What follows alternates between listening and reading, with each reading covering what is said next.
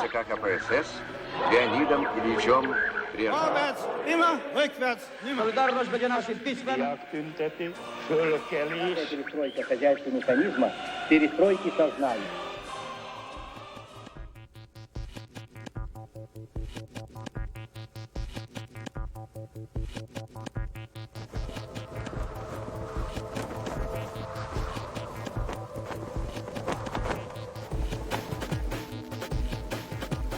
Je suis née à Berlin. Et toi, à Leningrad, en Union soviétique. Ta vie me passionne, bien sûr. Tu es mon père. Mais c'est aussi l'histoire de ce monde où tu as vécu qui me fascine. Ton monde est tellement différent du mien. Plein de choses incroyables. Tantôt drôles, souvent absurdes et parfois tragiques. À travers toi, je me sens directement connectée à la grande histoire. Mais ce n'est pas seulement ça.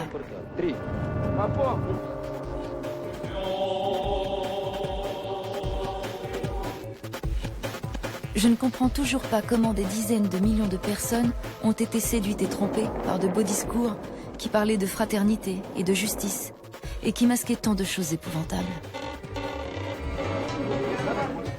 Et tout ceci dans tellement de pays, ici même en Europe. Comment cela a-t-il été possible ? Je veux comprendre.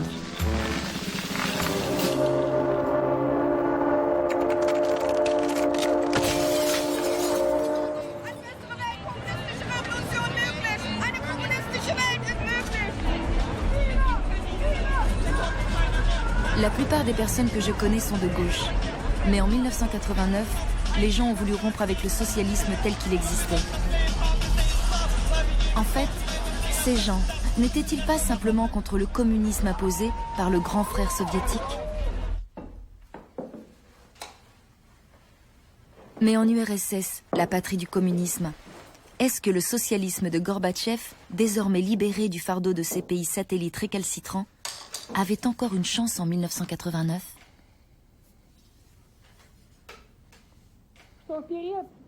C'était une période d'intenses débats publics. La liberté de penser était devenue la norme et beaucoup de gens continuaient à considérer Gorbatchev comme un réformateur et un démocrate. Положение вещей таково, что позиция Горбачева может победить только опираясь на широкие выступления народных масс. Только так. Для этого нужно выходить на улицы с лозунгами, призывающими в поддержку перестройки. Это жизненно необходимый факт. Pour autant, la bataille en faveur de la démocratie était loin d'être gagnée.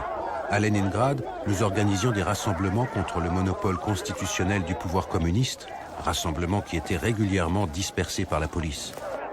Dans tout le pays, on assistait à des manifestations monstres. Мы считаем, что должна быть народная поддержка лидера революционной перестройки Горбачева.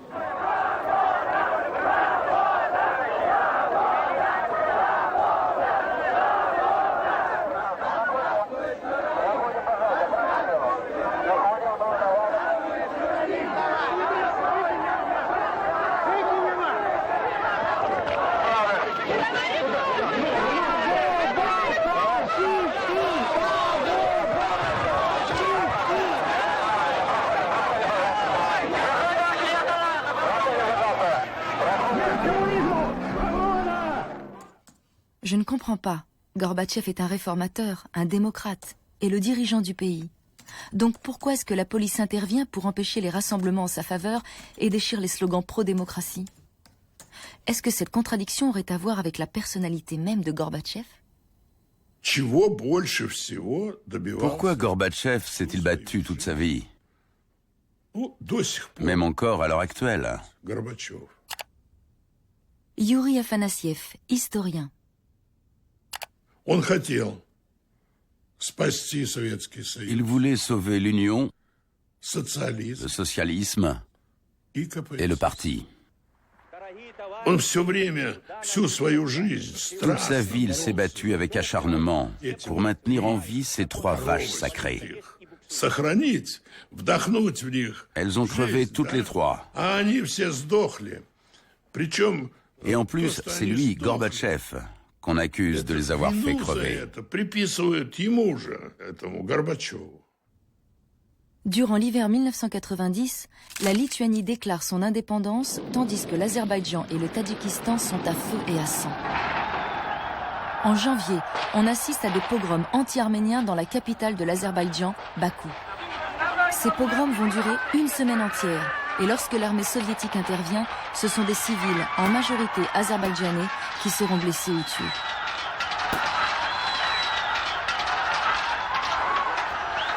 La contestation gagne alors le Tadjikistan et sa capitale, Dushanbe.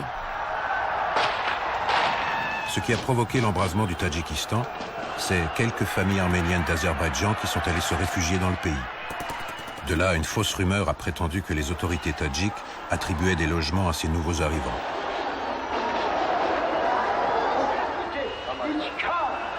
Dans ce climat de tension interethnique, le pouvoir soviétique et le parti communiste sont accusés d'être incapables de gérer les flambées nationalistes. On assiste alors à des défections en masse au sein du parti.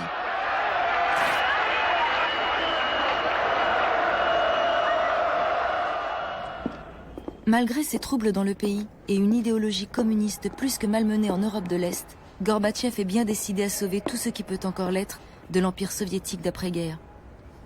Dans ce contexte, le sort de l'Allemagne est au cœur de ses préoccupations. Ernüchternd allerdings war, was Michail Gorbatschow zur deutschen Frage sagte. Nach dem Krieg, so Gorbatschow, sei in Europa eine neue Realität entstanden und zu dieser Realität gehörten 2 deutsche Staaten. Jedes künstliche Forcieren der deutschen Frage könnte die Stabilität in Europa gefährden und sei daher auch nicht im Interesse der beiden deutschen Staaten. Eine Wiedervereinigung, das wurde hier in Malta klar, ist mit Michail Gorbatschow nicht zu haben. Gorbatchev a déclaré « L'Union soviétique soutient la RDA et mettra tout en œuvre pour garantir son existence à l'avenir. » Hans Modrow, dernier Premier ministre communiste de RDA. L'Union soviétique, en tant que puissance victorieuse, n'abandonnerait jamais la RDA. C'est ce que j'ai compris en discutant avec Gorbatchev lors d'un déplacement à Moscou le 4 décembre. Il disait « La RDA est une alliée et restera une alliée ». Et puis tout d'un coup, fin janvier 1990, changement de formule. Gorbatchev déclarait « C'est aux Allemands de décider eux-mêmes comment gérer leur réunification ». On estimait qu'il faudrait 3 ou 4 ans pour y arriver. Et l'Union soviétique avait tout intérêt à prolonger ce processus, pour garantir un équilibre et surtout pour que cet équilibre soit durable. J'en ai parlé avec Mitterrand le 21 décembre 1989 à Berlin. Et lui aussi pensait que la réunification prendrait du temps.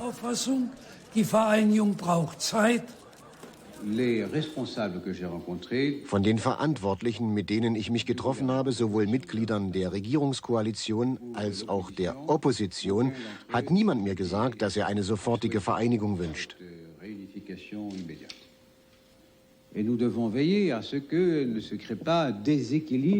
Man darf nicht ein Gleichgewicht verändern oder zerstören, das im Ergebnis einer europäischen Nachkriegsentwicklung entstanden ist. So ist die deutsche Einheit mit der europäischen Einheit verbunden. All dies muss entschieden werden unter Beachtung der Stabilität der europäischen Grenzen und darf nicht den Status und den Frieden Europas stören. Wir brauchen keine Ungleichgewichte. Il y a une question fondamentale sur laquelle on était tous d'accord le 30 janvier 1990. En cas de réunification, l'Allemagne devrait rester militairement neutre. Le 10 février, Kohl était à Moscou et affirmait sans équivoque que l'Allemagne serait réunifiée. Moscou n'imposa pas de conditions sur la neutralité. En l'espace de 10 jours, Gorbatchev avait tout simplement capitulé, ce qui allait entraîner des dégâts considérables en Union soviétique. On peut parler de trahison ou d'incapacité à comprendre et à protéger ses propres intérêts. Moi, je pense que Gorbatchev était surtout dépassé par les événements et mal conseillé par son entourage. Il n'a pas provoqué ce qui s'est passé et il a toujours manqué de préparation. En revanche, Bush était très bien préparé, et Kohl également, comme je l'ai constaté lors de sa visite. À ce moment-là, il était évident que Gorbatchev ne maîtrisait plus du tout ces processus de plus en plus complexes et ces défis internationaux permanents. Il disait toujours « On n'a plus notre mot à dire dans ces négociations ». Et moi je répondais « Quand on a 380 000 soldats stationnés dans un pays, on a toujours un moyen de pression ». Les soldats sont rentrés chez eux, mais au lieu de triompher et de revenir en vainqueurs, leur armée d'élite avait perdu la guerre.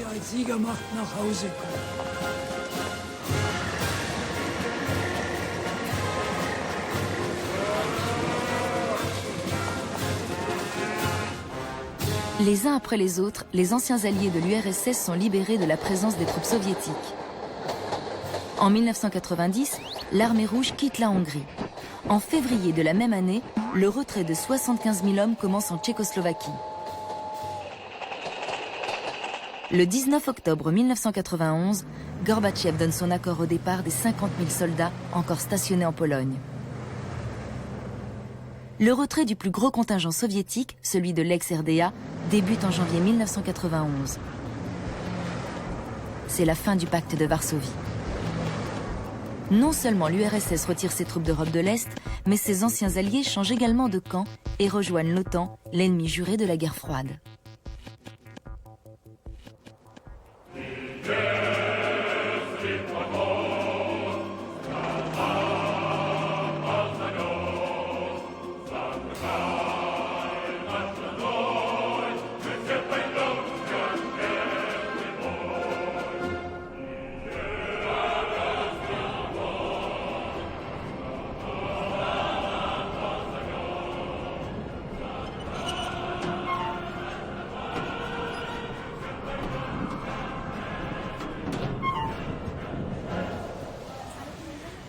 Le 12 septembre 1990, le traité de réunification de l'Allemagne est signé par les ministres des Affaires étrangères des 4 vainqueurs de la Seconde Guerre mondiale et ceux des 2 républiques allemandes. L'URSS est représentée par Eduard Shevardnadze.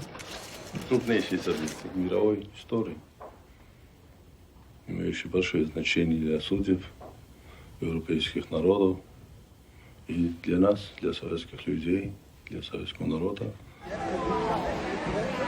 Au nom du peuple soviétique, ce défenseur des réformes de Gorbatchev salue la fin de la principale conséquence géopolitique de la Seconde Guerre mondiale, la partition de l'Allemagne. C'est une victoire, la victoire de tous les Allemands.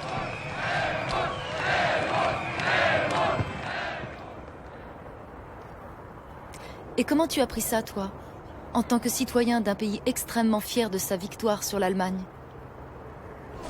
Aujourd'hui, beaucoup de Russes pensent que Gorbatchev a trahi les intérêts soviétiques. Le fait qu'il ait abandonné les trophées de la Seconde Guerre mondiale et qu'il ait laissé l'Allemagne se réunifier sous l'égide de l'Ouest apparaît rétrospectivement comme choquant.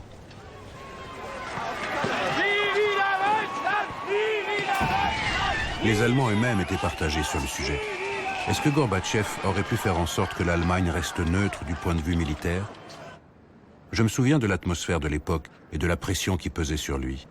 Parce que c'était sa politique de glasnost qui déterrait les vérités sordides du communisme. À elle seule, l'existence d'un complot nazi-communiste suffisait à réduire à néant toute prétention soviétique de peser sur l'avenir de l'Allemagne moderne.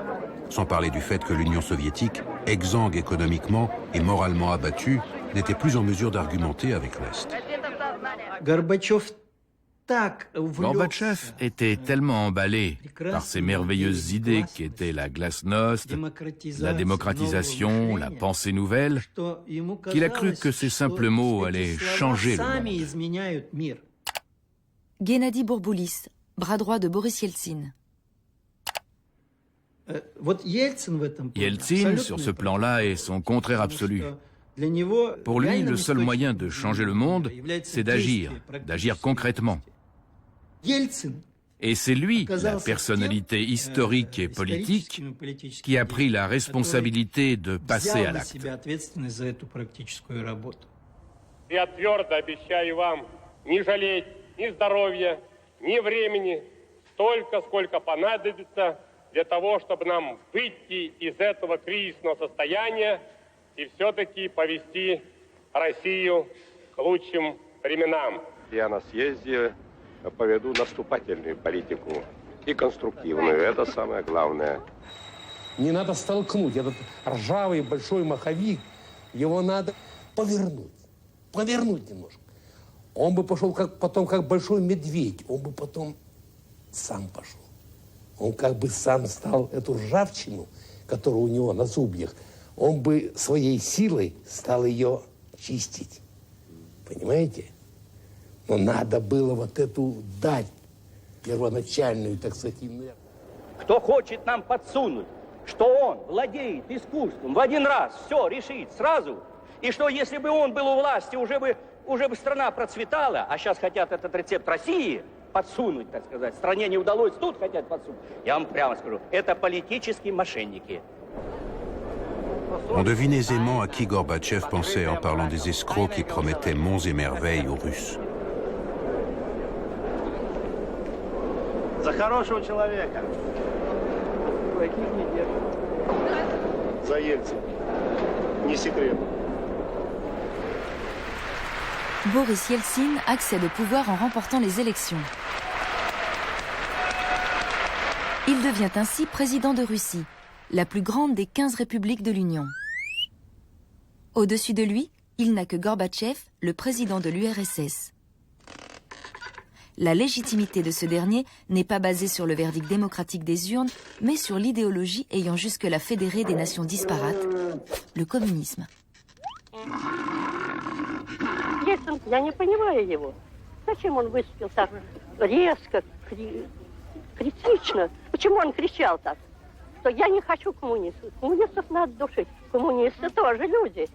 Что касается Ельцина, то... Yeltsin détestait le communisme, mais il aspirait à devenir numéro 1.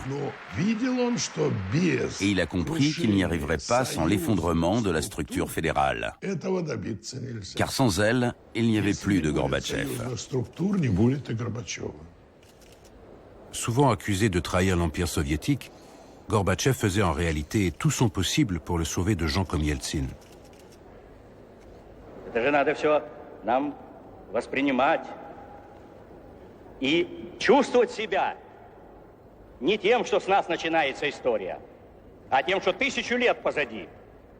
И русский народ много отдал для того, чтобы на этих обширных просторах были объединены в семье этой федерации столько народов, и которые вышли на арену в виде могучего государства. Да у нас всех россиян это в генах лежит и запрограммировано. Dans son combat passionné pour défendre l'Union, Gorbatchev semble prêt à aller loin, très loin. Comme ce sera le cas en Lituanie, la première république a déclaré son indépendance.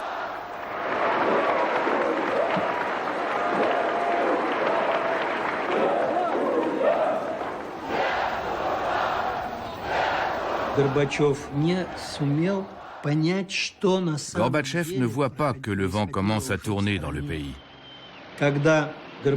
Il encourage les parachutistes qui partent dans les républiques baltes, à Vilnius et à Riga, à faire usage de la force lors des événements de janvier à Vilnius. Cet homme a perdu le sens des responsabilités, de la réalité. Il est déconnecté des événements qui se produisent dans son propre pays.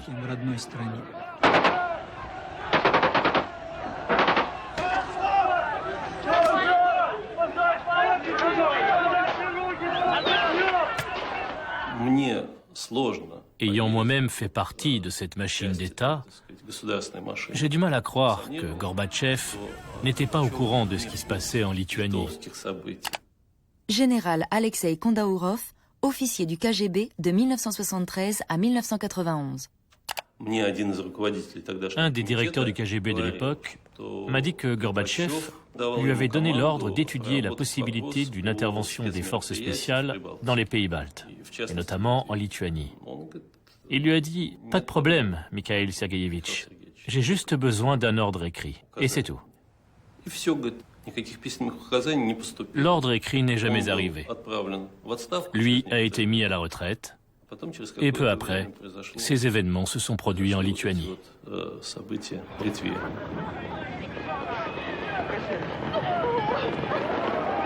Le président lituanien Vytautas Landsbergis plaide alors sa cause auprès de l'état-major de Gorbatchev.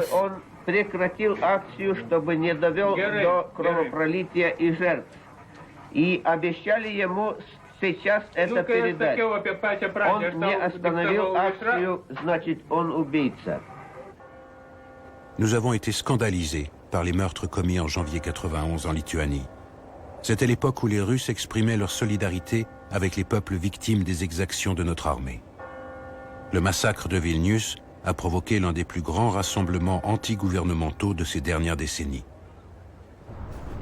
La volonté d'indépendance des républiques baltes n'était pas un vain mot. Ce qui était autrefois la limite administrative du district militaire de Leningrad est subitement devenu une frontière nationale fermée. En dépit de son morcellement, l'Union soviétique n'a pas disparu, sans doute en raison de sa taille et des habitudes de la population. Le 17 mars 1991, 185 millions de citoyens soviétiques sont appelés aux urnes pour dire s'ils veulent, oui ou non, vivre dans une Union soviétique réformée. У нас невозможно быть в Грозне. Только единством можно будет победить и добиться успеха. Поэтому я считаю только «да». А сегодняшний референдум – это же верный путь к тому, чтобы республики никогда не получили самостоятельности. Поэтому я туда просто не ходил. Как вы ответили на вопрос в бюллетене, да или нет? Вот. Ну, я полагаю, что для меня это просто вопрос чисто нравственный. Иначе говоря, я должна как бы высказать свое отношение к позиции, скажем, грузин и прибалтов, которые хотят получить суверенитет. И мой долг великорусский дать им такую возможность. Я за советскую власть. Против Союза. Почему? Ну, я считаю, что каждая республика сама должна определяться. Le jour même, malgré toutes les interdictions, on a manifesté sous la statue de Yuri Dolgorouki, en face de l'actuelle mairie. On avait des panneaux qui appelaient les gens à boycotter le référendum. Valeria Novodvorskaya, militante des droits de l'homme. Une telle consultation était totalement illégitime. On ne peut pas demander aux habitants de la métropole si l'Empire doit être maintenu. La métropole n'a pas le droit de prendre une telle décision. Un référendum sur l'indépendance doit être fait sur le territoire colonial, en aucun cas dans la métropole. Vous voulez vivre dans un empire rénové où les droits de l'homme seront respectés? Eh bien, ils n'ont pas voulu. 80% des 185 millions de citoyens soviétiques en âge de voter ont participé à ce référendum. Et 76% d'entre eux ont dit oui au maintien de l'Union sous une forme moins stricte. Sur le plan politique, ce nouveau traité d'union est un compromis entre Gorbatchev, qui veut à tout prix préserver l'Union, et Yeltsin, qui veut l'affaiblir, voire la détruire. Même cette nouvelle union est jugée trop laxiste par les conservateurs qui sont prêts à tout pour garder l'ancienne. C'est alors qu'Édouard Shevardnadze, célèbre pour son rôle dans la réunification allemande, jette un pavé dans la mare en annonçant l'imminence d'un coup d'État.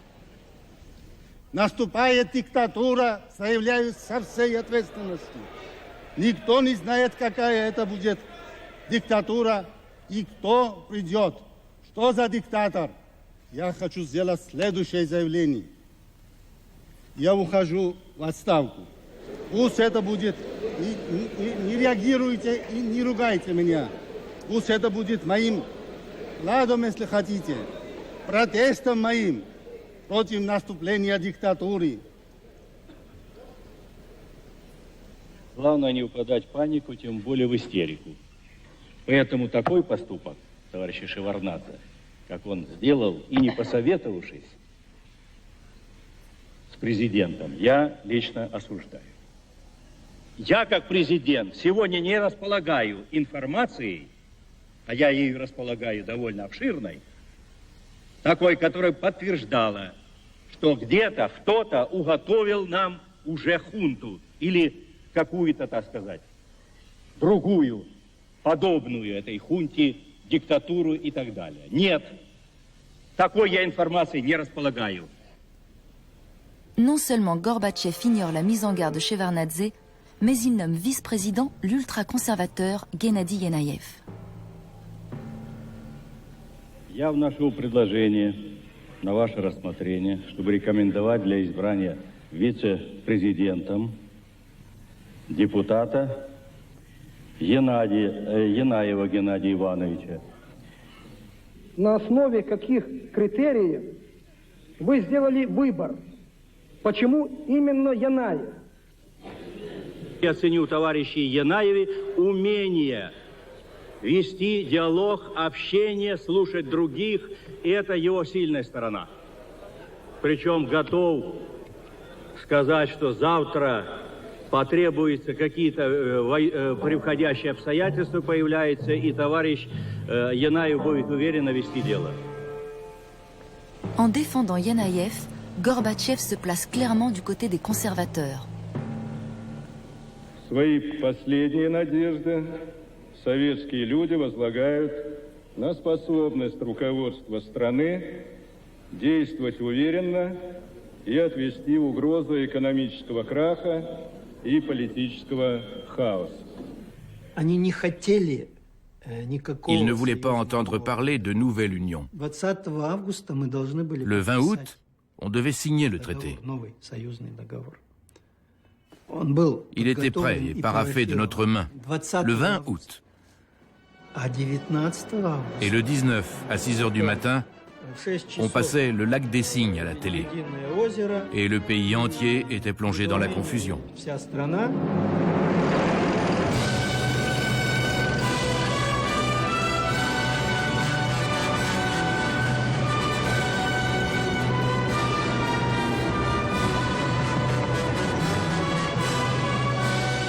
En plein état d'urgence, tous les programmes télévisés ont été remplacés par des retransmissions de ballets classiques dans notre plus pure tradition tragicomique soviétique. В связи с невозможностью по состоянию здоровья исполнения Михаилом Сергеевичем Горбачевым обязанностей президента СССР на основании статьи 127.7 Конституции СССР вице-президент СССР приступил к временному исполнению обязанностей президента. Скажите, пожалуйста, понимаете ли вы, что сегодня ночью вы совершили государственный переворот? Я позволил бы не согласиться с вами, поскольку мы опираемся на конституционные нормы. Абсолютно все юридические и, так сказать, конституционные нормы были соблюдены. J'ai été réveillée par mon père qui criait « Il y a eu un putsch ». Anna Baskakova, citoyenne ayant défendu le Parlement lors du coup d'État. J'ai entendu à la radio la déclaration du GKCP. On la transmettait pratiquement toutes les heures aux informations. Ce qu'il disait était complètement idiot, scandaleux. J'étais révoltée. J'avais plein de choses à faire ce jour-là. J'avais un rendez-vous et je suis arrivée très en retard parce que le tramway a dû s'arrêter à cause des tanks qui arrivaient.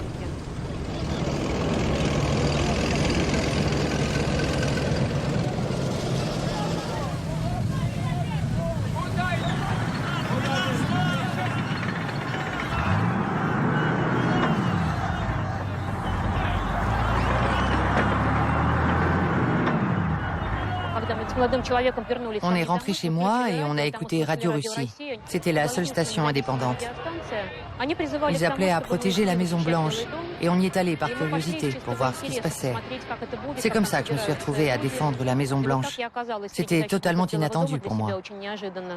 C'est depuis la Maison Blanche que Boris Yeltsin, le président de Russie, va organiser la résistance. On se disait que s'il prenait la Maison Blanche, le dernier bastion démocratique, Gorbatchev ne pourrait pas revenir de Foros, et ce serait la fin de la démocratie. Михаил Сергеевич Горбачев находится сейчас на отдыхе и лечении в Крыму. Действительно, за эти годы он очень устал, и требуется какое-то время для того, чтобы он поправил свое здоровье. Donc Gorbatchev est retenu à Foros en Crimée par Yanayev, l'auteur du putsch. Pourtant, ce dernier est le protégé de Gorbatchev et son vice-président.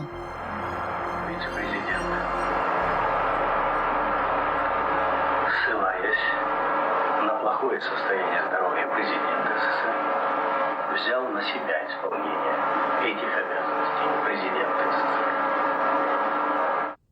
C'est Boris Yeltsin, le président démocratiquement élu de la République de Russie, qui apparaît soudain comme la figure de proue de la résistance au coup d'État. Oubliant ses différends avec Gorbatchev, il va tout mettre en œuvre pour faire libérer le président de l'URSS, prisonnier des putschistes.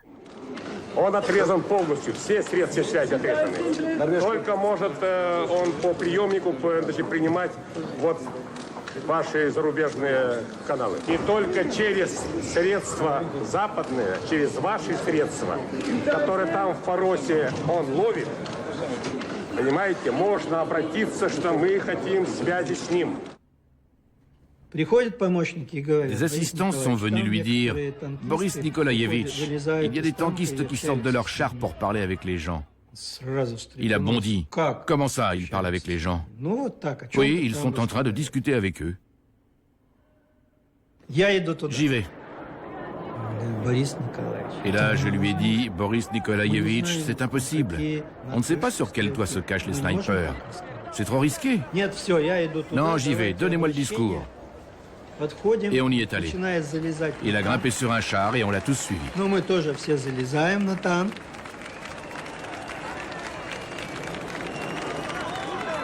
Поскольку телевидение не дают, радио не дают.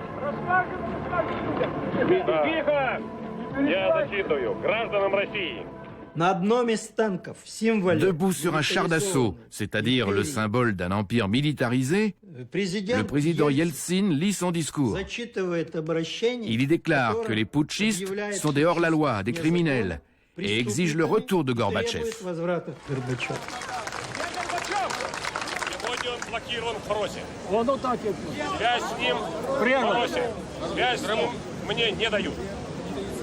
Мы абсолютно уверены, что наши соотечественники не дадут утвердиться произволу и беззаконию, потерявших всякий стыд и совесть путчистов. Сколько бы не было танков, все-таки армия против народа не пойдет. Не пойдет.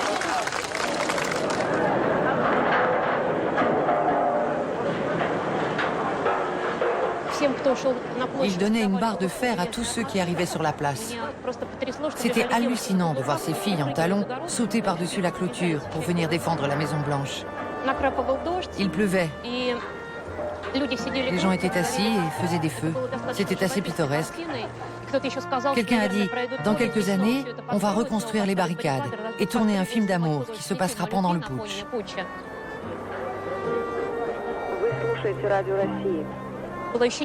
On pensait que l'assaut serait donné ce jour-là. J'avais très peur. Je me disais qu'on allait tous mourir, qu'il allait se passer la même chose que sur la place Tiananmen.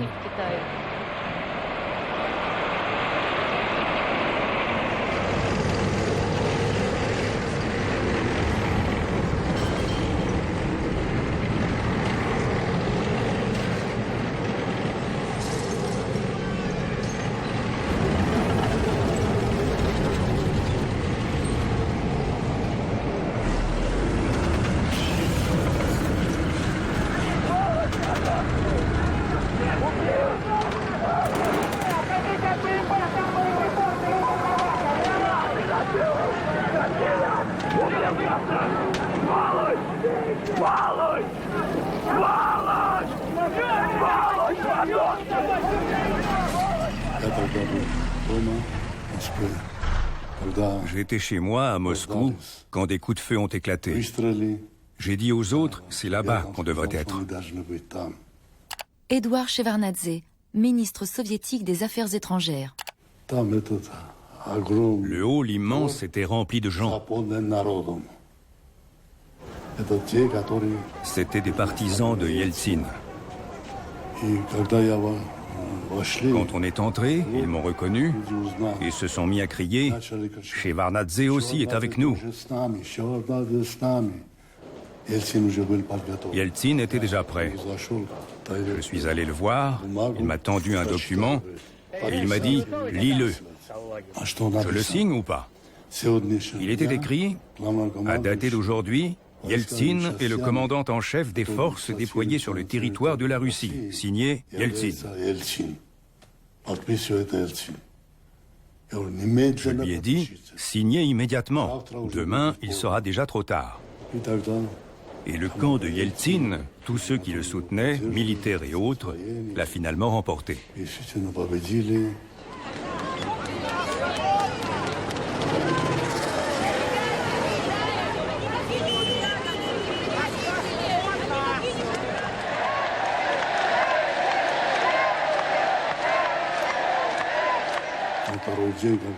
Le deuxième jour, quand tout a été terminé, il y a eu un meeting. Yeltsin m'a demandé de prendre la parole. J'ai fait un beau discours. Товарищи, друзья, поздравляю с этой великой победой. Поздравляю с тем, что родилась новая страна, новая демократия. Да здравствует демократия, да здравствуют москвичи, да здравствует Россия!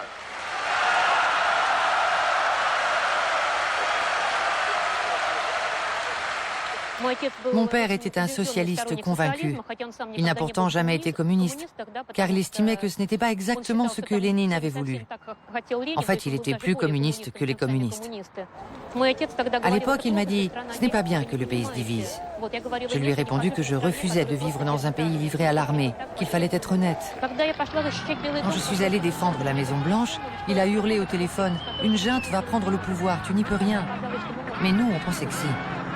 Et quand je suis rentrée le troisième soir, il m'a dit « Tu es une petite sotte, mais tu avais raison, pas moi ». Il s'est excusé. C'est vous qui l'avez défendu. Bravo, vous avez réussi.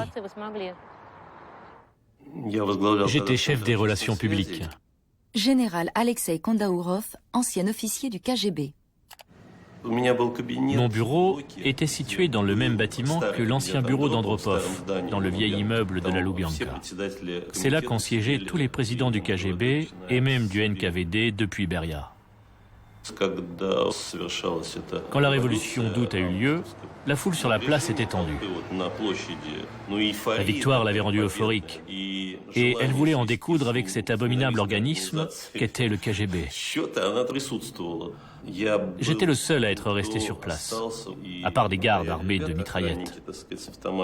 Je leur ai demandé quel ordre on vous a donné en cas d'assaut. Ils m'ont répondu « Vous savez, on n'a reçu aucun ordre ». Alors je leur ai dit « Puisqu'apparemment je suis votre supérieur, je vous ordonne de ne pas utiliser vos armes. Il est hors de question d'ouvrir le feu. Personne n'a besoin d'un bain de sang. » Finalement, les gens se sont contentés de déboulonner la statue de Dzerzhinsky. J'ai tout vu depuis la fenêtre de mon bureau.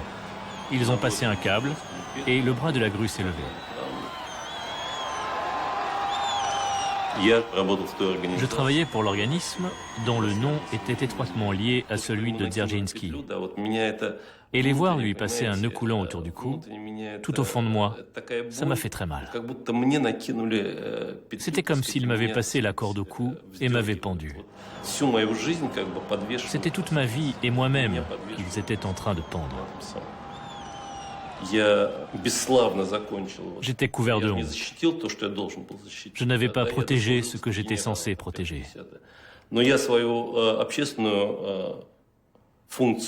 J'avais peut-être le grade de général, mais je n'avais pas rempli le rôle social qui était le mien. Ni moi, ni personne de ma génération. Je n'avais pas la moindre idée de ce que l'avenir nous réservait. J'ignorais totalement ce que j'allais devenir. Après le 21 août, l'Union soviétique a cessé d'exister. Le 21, les putschistes ont été arrêtés et incarcérés à la prison de Matrosskaya Tichina. Et quand l'avion venant de Foros a atterri, on a assisté à un spectacle extraordinaire. Gorbatchev est apparu au public épuisé et avec un sourire confus. L'Union soviétique était morte et enterrée. Ce moment a signifié la mort de l'Union soviétique. Le coup était un pari grandiose. Tout a été misé sur la survie du communisme et tout a été perdu. Immédiatement après le putsch, 7 républiques ont quitté l'Union et à la fin de l'année 91, l'intégralité des 15 États membres était devenue indépendants. Ironie du sort, la République de Russie est l'une des premières à se déclarer indépendante de son propre empire. L'Union des républiques socialistes soviétiques n'est plus. Formé 7 ans après la Révolution d'octobre, le super-État communiste est mort au terme d'une longue agonie. Personne ne s'y attendait vraiment. Я прекращаю свою деятельность на посту президента СССР. Mais Gorbatchev nous devait une explication à nous autres, citoyens, sur ce qui s'était vraiment passé à Moscou et qui avait fait basculer le pays. Après tout, le putsch du 19 août a été orchestré par des membres de son gouvernement. Это урок и для меня. И в частности, я вижу, что Сиес был прав, когда он в первом заходе не избрал вице-президента, а я настаивал. И настоял. Это моя ошибка. И не единственная ошибка. Le 4 août, Gorbatchev part pour Foros. Et dès le 5 août, les putschistes se réunissent au B5, une des installations spéciales du KGB. Ils commencent à discuter de la préparation de l'état d'urgence. Ils mettent au point leur plan, décident de qui fera quoi, des différentes actions à mener, de ce qui doit être fait, quand, etc., etc. Du 5 au 18 août, ils font tout ce travail de préparation. Gorbatchev était-il au courant? Bien sûr.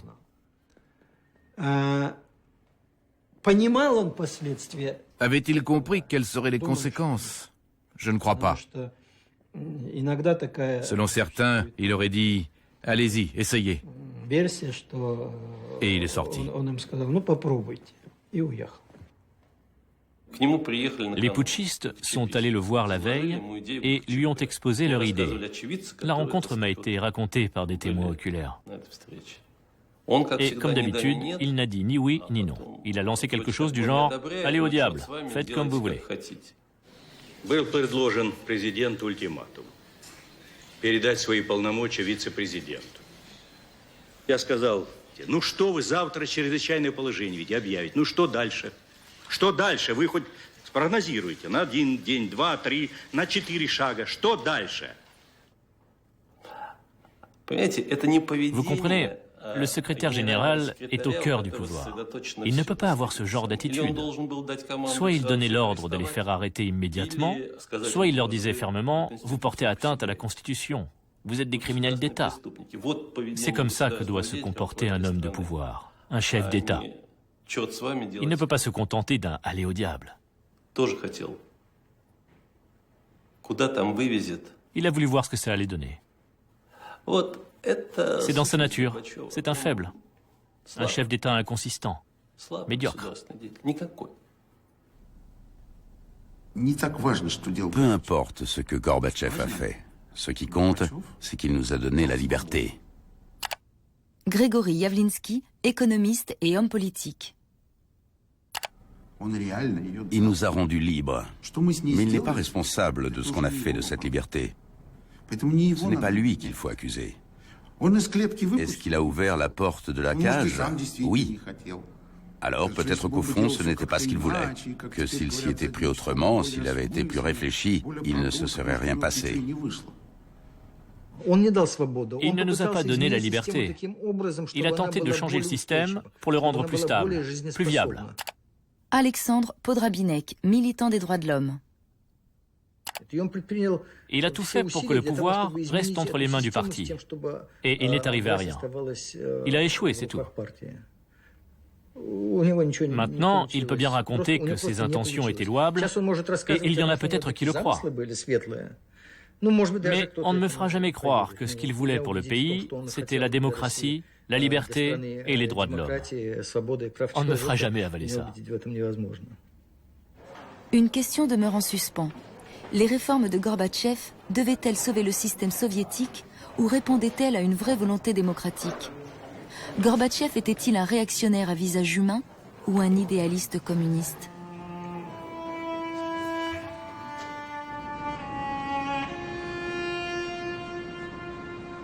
Я являюсь убежденным приверженцем социалистической идеи. Это идея, которая питается и многими очень важными достижениями христианства. Le socialisme, le christianisme, je les ai connus à travers toi. Mais au final, se dire socialiste ne prouve pas grand-chose. Le socialisme est un concept acceptable dans une société libre. Mais les événements du XXe siècle m'ont rendu très circonspecte quant à la sincérité des valeurs humanistes défendues par cette doctrine.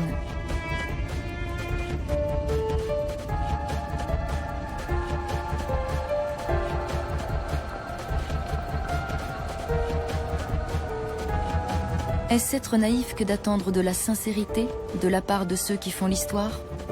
Sans doute. Mais il est des moments dans l'histoire où on juge nos contemporains sur leur sincérité, en dépit de leurs erreurs.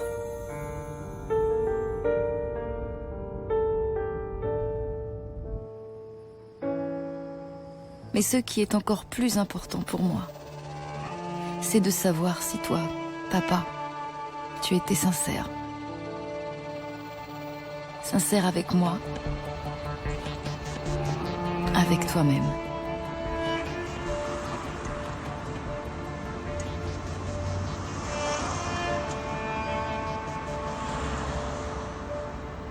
Pourrais-je jamais répondre à cette question?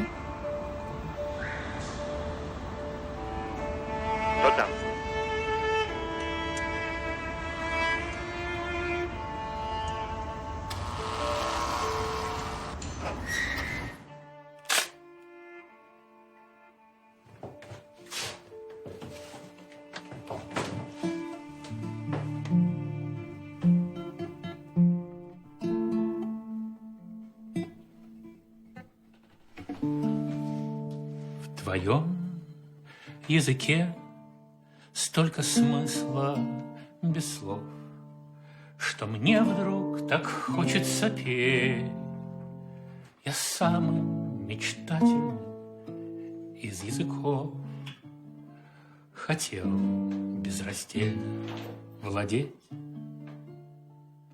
Проснувшись один в незнакомой стране, я лишь бормочу, как в бреду. Ты неповторимая эра, и мне тебя уже не отдадут. Блажен тот, кто смог безнадежно любить, но тот у чужбины в плену, кому всех любимых пришлось пережить, людей и родную страну.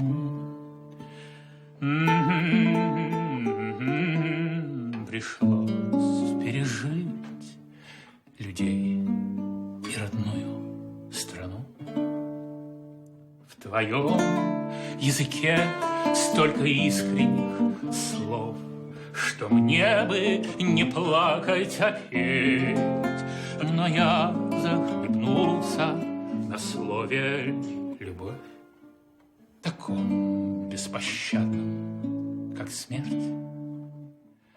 Но я захлебнулся на слове «любовь», таком беспощадном, как смерть.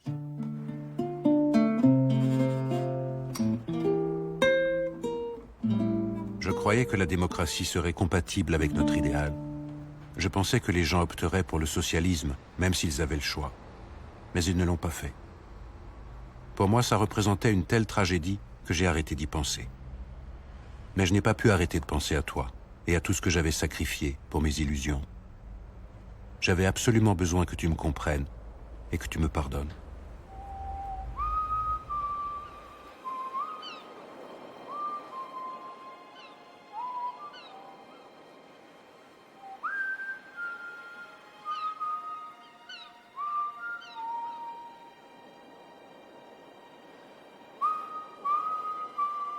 Même si certains l'ont regretté par la suite, en 1991, les gens ont rejeté notre socialisme. Ce faisant, ils sont allés à l'encontre de leur éducation, de leurs habitudes, de leurs valeurs, de leurs souvenirs et de tout ce à quoi ils tenaient. Il restait des soviétiques et des socialistes dans l'âme, mais ils ne supportaient plus qu'on les trompe et qu'on leur mente. Le point de départ de notre aventure avait été la foi en un idéal de fraternité et de justice. En chemin, chacun de nous avait évolué. En ce qui me concerne, la chose la plus importante et la plus déchirante que j'ai apprise, c'est qu'on ne peut pas imposer un idéal, si noble soit-il. Pourquoi? Parce qu'en fin de compte, aucun idéal ne peut faire le poids face à la liberté.